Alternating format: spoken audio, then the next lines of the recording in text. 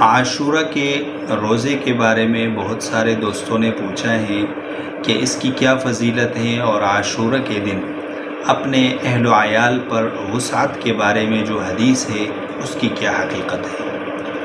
تو عاشورہ یہ عشر سے ہیں، 10 محرم کو عاشورہ کہتے ہیں۔ اس روزے کے بارے میں آپ صلی اللہ علیہ وسلم نے بڑی فضیلت بیان فرمائی ہے۔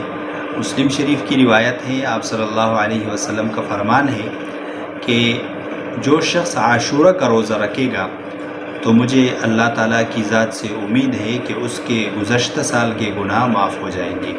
یہ اس کی فضیلت ہے۔ جب آپ صلی اللہ علیہ وسلم مدینہ میں تشریف لائے تو آپ نے دیکھا کہ یہود بھی 10 محرم کا روزہ رکھتے ہیں۔ آپ نے ان سے پوچھا کہ آپ لوگ 10 محرم کا روزہ کیوں رکھتے ہیں؟ تو انہوں نے کہا کہ اس دن اللہ تعالیٰ نے موسیٰ علیہ السلام کو فرعون سے نجات دی تھی۔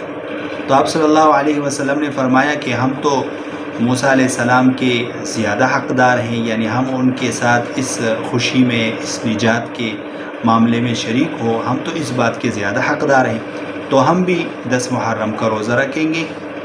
پھر جب آپ نے دیکھا کہ یہود 10 محرم کا روزہ رکھتے ہیں، وہ صرف 10 محرم کا روزہ رکھتے ہیں، تو آپ نے ان کی مخالفت کا حکم دیا، اور آپ نے فرمایا کہ اگر میں اگلے سال تک رہا تو میں اس کے ساتھ 9 محرم کا روزہ بھی شامل کروں گا۔ تو اس لیے علماء نے لکھا ہے کہ جو شخص 10 محرم کا روزہ رکھنا چاہے تو اس کے لیے بہتر یہ ہے کہ اس کے ساتھ 9 محرم کا روزہ بھی رکھے، یا اس کے ساتھ 11 محرم کا روزہ بھی رکھے۔ باقی عاشورہ کے دن کے بارے میں جو روایت ہے کہ جو شخص اپنے اہل و عیال پر وسعت کرے اس پر اللہ تعالیٰ پورا سال وسعت کریں گے، اس کی روزی میں، رزق میں برکت ہوگی۔ تو اس روایت کے بارے میں اگرچہ بعض لوگوں نے کہا ہے کہ یہ ضعیف ہے، لیکن اکثر لوگوں نے اس کو صحیح بھی کہا ہے۔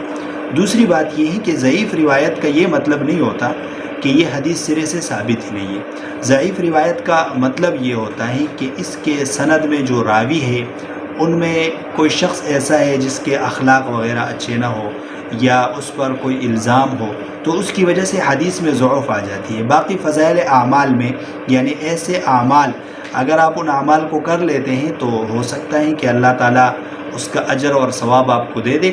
تو ایسے اعمال میں ضعیف احادیث پر عمل کرنا بھی معتبر ہے، آپ ضعیف حدیث پر بھی عمل کر سکتے ہیں۔ ضعیف حدیث کا یہ مطلب نہیں ہوتا کہ یہ حدیث سرے سے ثابت ہی نہیں ہے، حدیث ثابت ہے، ہاں اس کے سند میں کچھ مسئلہ ہے۔